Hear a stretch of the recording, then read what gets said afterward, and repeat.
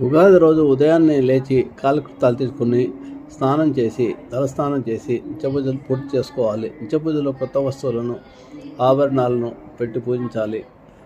తదుపరి ధారణ పూర్తి చేసుకుని విఘ్నేశ్వరుని, సరస్వతిని, లక్ష్మిని, కృత పంచాంగాలను, బ్రాహ్మణులను, ఇంటి పురోహితులను, గురువులను అనగా మన ఇంటికి మంచి ముహూర్తాలు జాతకాలు చెప్పే పౌరోహితులను పూజించాలి.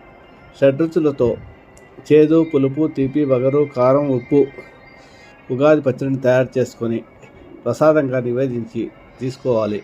ఉత్తమరీతిలో పంచాంగ పఠనం చేయించుకోవాలి. శ్రద్ధతో వినాలి. బంధుమిత్రులతో ఆనందంగా సాయంత్రం గడపాలి. ప్రతి ఇంట కాషాయ జెండాను ఎగరవేయాలి. ఇలా చేస్తే ఆ ఇంట సంవత్సరం అంతా లక్ష్మీ అనుగ్రహం, సంపదలు కలుగుతాయి. పురోహితులు ఇంటి గురువులను పూజించిన తర్వాత ఆ కుల గురువులను కూడా ఆరాధించాలి. ఇంటి పురోహితులు కాకుండా గురువు